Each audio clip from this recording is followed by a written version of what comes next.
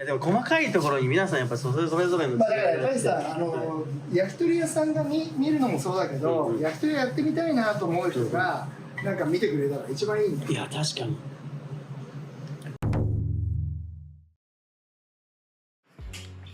おお、いかつい鳥を。いかついの来た。いかついでし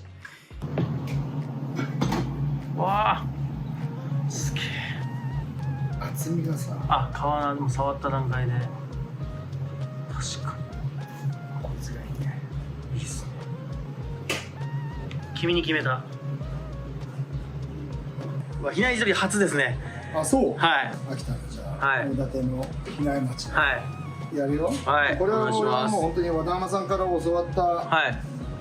ものを俺はそのままわあ、すごい。やってるような感じかな。はい。ありがとうございます。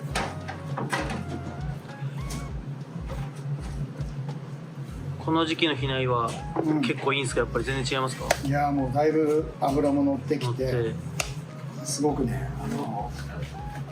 来たなって感じするよね。なんか大きく感じますけど、これ2キロそう 2.34 はいくんです5ぐらいは、あ、5もいく。でかいのはもうはい5、6いってるよね。はい。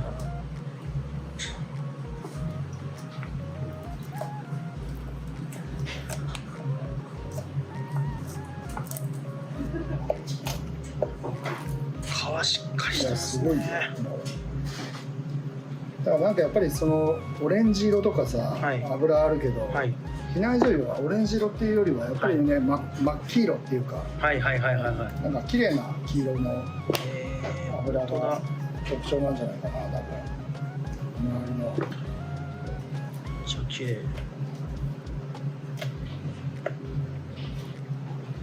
だから緑って言われてるだけあってさ、はいはいやっぱ冬が一番こう美味しくなるっていうのはいはいはい。があるかもね。鍋とか煮る用で結構重宝されてきた鶏だっていうことですよね。と思うよ。ソリレスめちゃブリブリですね。ブリブリだしやっぱりでかいよね。はいはいはいはいはい。そっか。そうでもなんかはい。これはねあんまり通年変わらないかな、大きさは。あ、うんそうなんですね。まあ若干大きくなるんだろうけど、はい。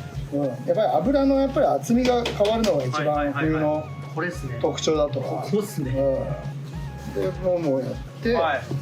今度は胸ね、みんなこうやって最近せせりと皮を合わせてやるけど、俺やっぱり抱き身がね、比内醤油はこう胸肉が美味しく食べれる串だと思ってるから、美味しかった。やっぱりそこをね取るために皮はほとんど抱き身に使うんで、こういう風に分割して。そしたら皮面に、そうだね。じゃあ胸面に皮がいっぱいつくんですね。まあもちろん胸肉は胸肉で売ってから皮をちゃんと成形して抱き身にするんだけど、その皮をちゃんと取るためにこうやって2つに分割して取る感じかな。確かに本当ね、今回太一くんが今回今時期的にね、今日になっちゃったけど、ちょうど逆に良かったかもね。そうですね。比内がさ、一番いい時で。そうしっかり脂が乗った鶏。いいですね。ツヤツヤ。あ、本当そうすると皮がしっかり取れますね。取れるし、ちゃんとこう抱き身の長さにできるから、こういうさばき方の方が無駄がなく、ロスがなく。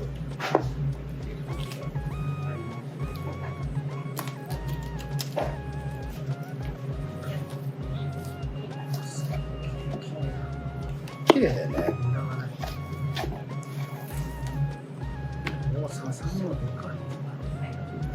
ここはやっぱり栗のね、皮だ。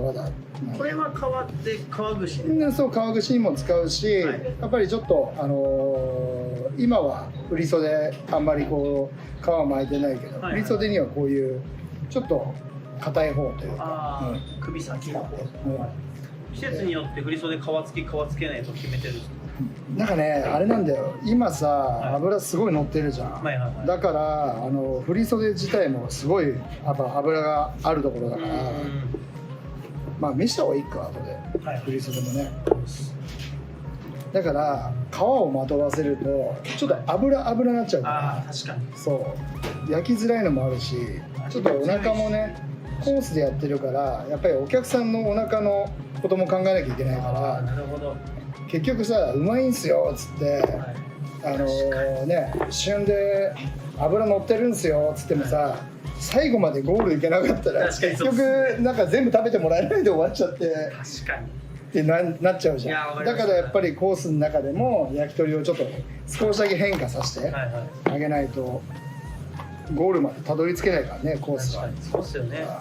全部が大味だと。そうそこはねやっぱりコースの難しさっていうかあるよね。ハラミですね。そうだね。ハラミはおつまみで使う感じ。ハラミポン酢もあるし、あとはまあ普通に売ってるよ。だからチョコロさんとかみたいにこうちょっとニンニク系というかガーリック系のそうだね。うちはだからみんなやってるけど、ニンニクのねつけながらニンニク醤油と一緒に出してる感じから。ぼんじりいきますか。ぼんじりからいこうか。これ一番知りたかったです。ボンペタ。ボンペタこれしっかりこうやってもうこの時点で油すごいじゃん。やばいです本当に。そうこれが一番美味しい皮だよねやっぱり。これ桃さばくときに取るときにこれをしっかり想定して取らないようにするってことですよ。っていうかもも肉を取るときに絶対にここは残るんでね。こういうことなんでしょ。そうですね。そうだからここの骨に沿ってさばいてるからこうやって。なんかソリレスのここに皮をベッとつける店もありますよね。あ、そうなの？なんかどういうこと？ソリレスの下の皮。ああこれね。こことネギ挟んだり。だからよくここがソリレスっていう人もね。そうねいるよね。そう。まあだからそれがなんか正しいのか正しくないのかちょっとよくわかんないけど。もうソリと言ったらやっぱりここの丸いチキンオイスターって言われてる部分っていうのが、ね、さっきも食べてもらったけど、これが俺はソリだと思うから、これはもうペタ初公開ペタ取りプチって関節プチそこが一番開けていくそれ出てくるね。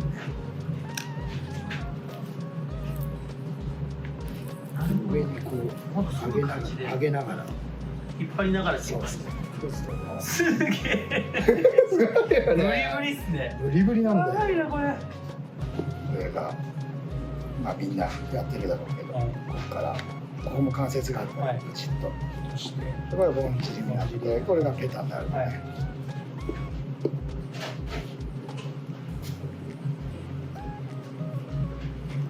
これ見て楽しんでる人いるのかな。みんな楽しいらしいです。本当に？もう何回も見入っちゃうけど。サンカさんは大画面で見てるらしい。やばいだろ家の携帯家のテレビにエロビデオみたいになってんじゃん。興奮してしょうがないね。興奮してしょうがないみたいな本当に。これやばいね。やばいですね本当。すごいでしょ。これもやっぱりその地鶏によってっていうか鶏によって違うだろうね。この筋肉のさ、機内のそうでかさも多分違うだろうし。ですねここに。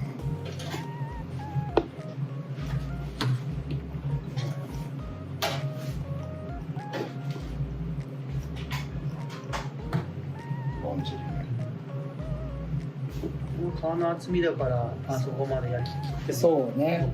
多分焼くのはやっぱり今が一番大変。やっぱり。でこれもやっぱりその腰の下の皮、これを集めてたまに売ったりするんだけどこれめちゃくちゃ美味しい。焼くの大変だけど。であとはじゃあせせりね。せせりもこの関節入れて。まあこれはみんな変わんないかもしれないけど。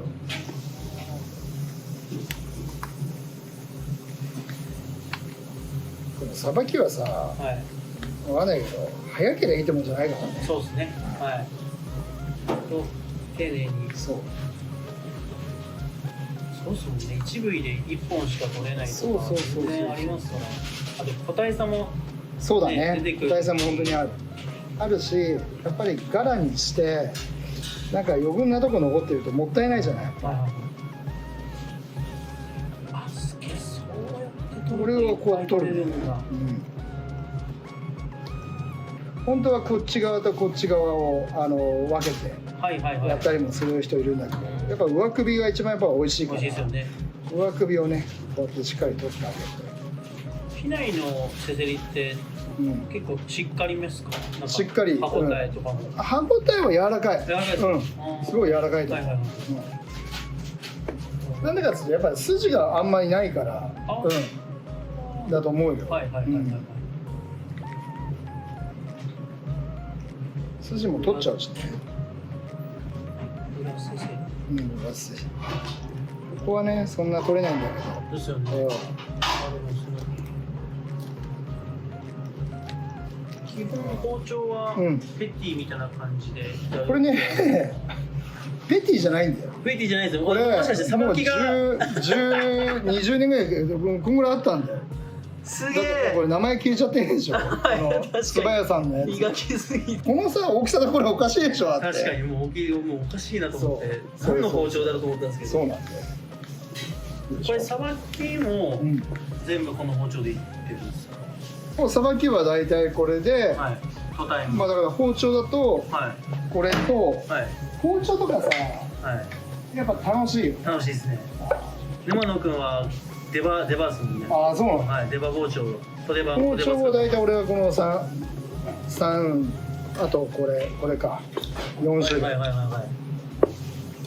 まあ俺のだから修行一番最初に文福亭っていう下町で修行させてもらった時の包丁つば屋さんの、もう今つば屋さんこれ全売ってないからね、ステンのやつで、これもイタリアンの店長にもらった同じスキン包丁だね。磨きまくってもうそうだね。だこの2つはもう研ぎすぎちゃうとさ本当にもうなくなっちゃうから2つうまく使うようにしてて。やっぱりそうやって親方とかにもらったものが多いから、初めて俺はこれだからペティみたいな感じで、これをだからなんだろう、こう焼き鳥にする部位に分けるときに使ったりする。細いですよね。そうだね。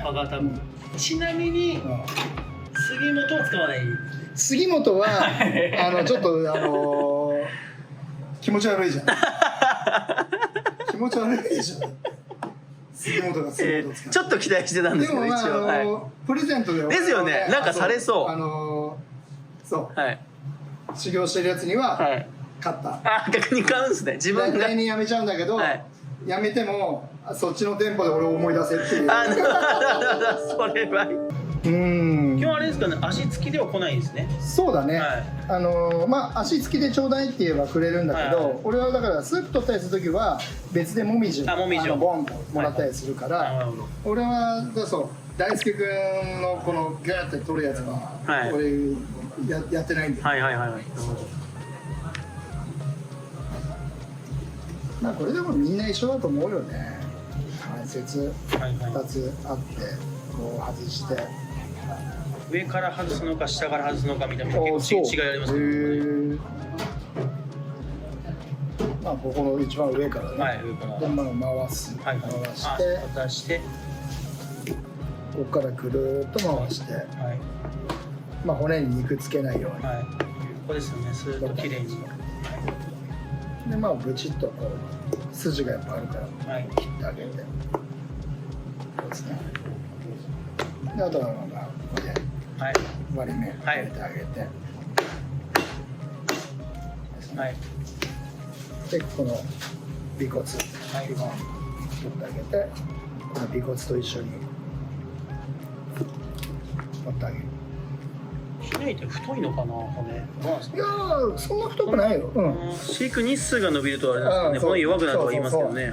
だけどオスの鳥はやっぱり骨がでかくなっていっちゃうから、肉が煮詰まりがないってよくそう言うから、まあ一概にそうやって言えないね。削れていっちゃうと。まあほんでここがげんこつね。でここは膝軟骨。膝軟骨がこれ。まあ比内の膝軟骨はもう硬すぎて歯折れるから。めっちゃ硬いですよね。もう本当に俺何回かチャレンジしてぶったたいたりとかして揚げたりとかやったんだけど無理。本当硬いですよね。まあ別にそこまでなんかもう執着しなくてもいいぐらいのあれだけどさ、だから小肉とふくらはぎを分けます。分けます。でまあ反りを取る。きた、反りですね。そういう時はやっぱりこうやって広げてあげて、皮をねちゃんと広げてあげた方がいい。これを切って、ここはやっぱりまっすぐなるように。切ってあげる。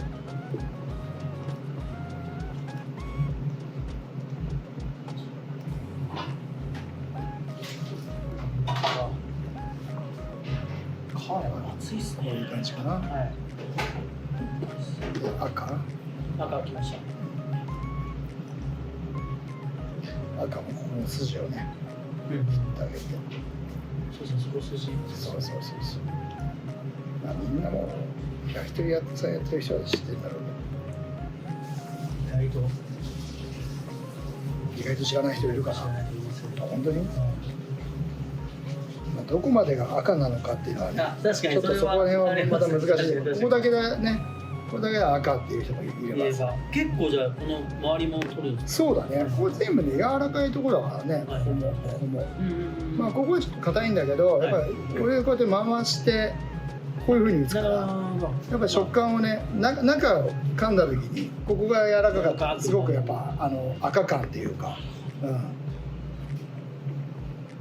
出るからこういう風にこれそれと赤。俺はいつもこの筋があるから、これ筋あるじゃない。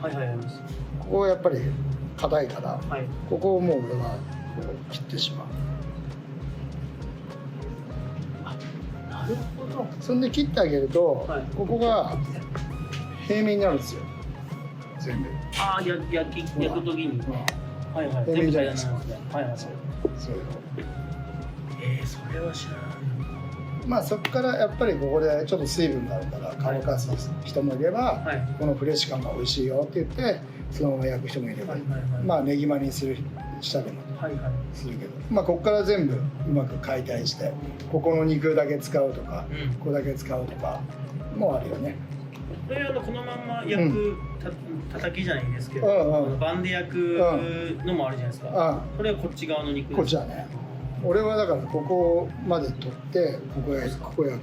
ここはねぎまにしちゃう。今は油がすごい美味しいから小肉ここを一番焼きとして焼いてしまってみんなで小分けして出して、今の時期はやっぱりね塊で食った方が絶対美味しい。最高ですね。めっちゃ教えてくれますね。いいんすか？多分今までの焼き手さんの中で一番教えてくれるんですけど、本当に。だってわざわざ根津まで来てくれたらさ、ずっとだっていいよいいよっつってさ、ね言うてたから。そこに切り目入れて筋出して引っ張るんですね。そう。大体6本だっけな。6本。そう。わすげえ。それだと早いな、確かに。7本あるか。6本の時も境目みたいなところに包丁入れるんですか？そうで取って、まあここからこの下をさ、そう取って、まあこれ全部柄ね、柄です。怒られっかなこれみんなにこんな教えてたら、和玉さん怒られそうだよ。全部教えすぎだよっつって。怒られるのかな。あとは全部ふくらはぎはさ。こういう筋が多いから、全部最初に筋を掃除、全部掃除してあげる。で、この筋をさ、ざっと出してあげて。皆さん丁寧にやりますね。だからつくねとかやるんであれば、まあ逆にこういう筋っぽいところのなんか食感になっていいのかもしれないけど、なんかやっぱり口に残るっていうのはね、やっぱり今しあれじゃない。お父さんとか残ってると縮みやすくなる。それはあるかもしれないね。繊維でね。でこのやっぱりまあ、こういうところでやっぱり大輔君がエロいっていうところですね。出てきた。出てきた。出てきた。いや、いいんですよ、いいんですよ。すいません、やる気ないのに。はい。いやー、すげえ。このね、筋は。ここの筋大事ですよね。大事ですね。で、これをまた細分割。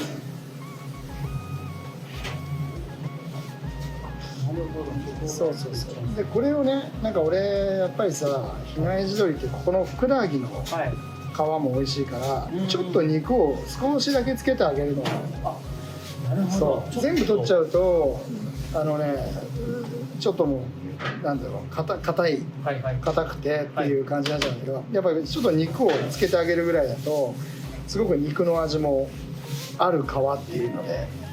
これをだからさっき出したじゃん俺、あれポン酢材で出したでしょ。それはふくらはぎの皮。歯応えあって。そう歯応えもあってちょっと肉つけてあげると。これの鶏皮ポン酢だったんですね。それは贅沢だ。すげえ。そっちのお肉はどうするんですか？これはね、でも大体でもこれね、焼き鳥にするとすごい美味しいんだけど、やっぱり俺たちは市場さばいてるから、つくねを作るお店だと、どうしてもこのふくらはぎのお肉をつくねに回してしまう。本当はすごい美味しいんだけどね、串で売っても、また普通の小肉とは違った味わいがあって美味しいんだけど、っていう感じかな。ありがとうございます。胸肉は、まずは手羽から外します。でまあ大体鶏は関節を外すっていうのがね、ほとんどだから。でこうなってるんだけど、これはここの関節も。そっちも外しちゃうんですね。外しちゃう。これ大体みんなこうやってさばいて。そうですね、開いて串にしますけど。で比内地鶏の手羽はこのまま肉が膨れてパチンってもうなるぐらいに焼いたら絶対美味しいから、これはこのまま焼きます。これに一本串刺して焼くスタイルでやられますので。そうですね。似てるやつも一緒ですか？煮物にしてるのも。あれも一緒。面白いのがさ、それなんですか？余談なんだけどさ、これここについてるお肉、胸肉のこのお肉じゃん。なんですかこれ？いやわかるでしょって、ここ振り袖がここにあって、ここにさポコンって単体でついてるんだよ。これ何の肉か俺わかんないんだけど。みんなこれ名前つけてないんですけど誰も。これ何なんですか？これ何なんですかっていう。俺はミニささみだと思ってる。ミニささみ。なるほど。ささみと全く一緒なの。ほら。あれ。それは初めて。すごくない？確かに筋あるんですよこれ。いや一緒。本当だ。全く一緒なの。ささみと一緒の形なの。親と子みたいな。でしょ？何なの？2個あるんだ。比内だけですか？なことないですけど。どうしてですかこれって？俺これでももうあれ作り回しちゃう。そうそう。そうだけど。まあこれもやっぱり取ってあげるけどね。こうやって。でもなんかちょっと旨味、これだけで焼いても旨味強そうですよね。なんかね、柔らかくて意外とバサッとしてるよね。バサッとしてるけど、まああんま変わんないよね。ささみだよね。でこれが振り袖。振り袖。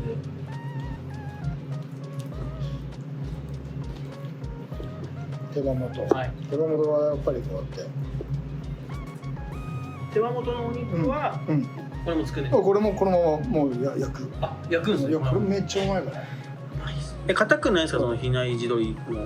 まあ普通の鶏よりは全然硬いと思うけど、やっぱりこれ好きな人って、焼き鳥屋さんとかあとは料理やってる人たちはめっちゃ美味しい。大好きです。まあ食べたことないのかもしれないけど、めっちゃうまいね手羽ってって結構言われるよね。でこれがさっきさ振り袖、振り袖の皮、これは皮は皮で取ってくれる。で振り袖だからさっき言ってたのは、ここの油がやっぱり冬になるとめちゃくちゃ乗るから美味しかったです。だからこれを皮でこうやって巻いちゃうと、2段重ねで焼かなきゃいけないからめっちゃ時間もかかるし、そう焼ききれないとむわってなっちゃうからだから皮つけないで今焼いてる。いいよ大丈夫。興味津々で。逆にでも聞けないですよね、こういうなんか言ってましたね、どこのお店でも。聞いてくれば聞いて。ああ、やっぱだってさ別にさこんななんか教えたってさ、はい、同じもんできるわけじゃないから。あ、そうですね。別にいいけど。確かに知りたいです。俺ここも油すごい美味しい。これ俺前は縁側って呼んでたんだけど、縁側、ヒラメみたいなさ、縁側。この縁側の部分っていうのはこいつと似てるから、はい、やっぱりこうやって。うわうまそう。これパクられるな絶対。すいません。全員パクられるよね。でまあここに一緒につけてあげる。一緒に未来につなげます。これが振り袖。これで一本分。噛んだ瞬間の跳ね返りと油ね。あとちょっと筋っぽいところあれがまたいいよね。これが焚き火になるんですね。そう、これが焚き火になる。あそこはじゃあ使わないんだ。筋のとこ。それ巻くというか。そうそうそう。あれですよね。だから超贅沢な一本ですね。焚き火を考えたら。そうそう。これはだからコンソメスープですから。これコンソメ一品目の全部教えちゃう。それうまいわ。それうまいわ。ちなみにもうダメだったらいいんですけど、焚き火ってどう売ってるんですか？焚き火ってどう売ってるんですか？いやいやごめんなさい。あんな感動する。わかんないけどさ、俺はいいんだけど、和田間さんとか怒んないから。まあでも和田間さんとも打ち方全然違うし、焼き上がりも全然違うから、そう俺は俺でじゃあいいよ別にだから。うわありがとうございます。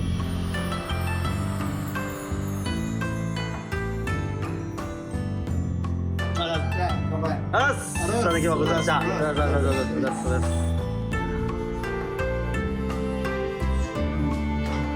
YouTube で大丈夫ですか？いやモザイクで。裏打ち推奨。いや推奨っていうか裏打ちしか勝たんだよ。書いて裏打ちしか勝たんだよ。ああなるほど。そうですね。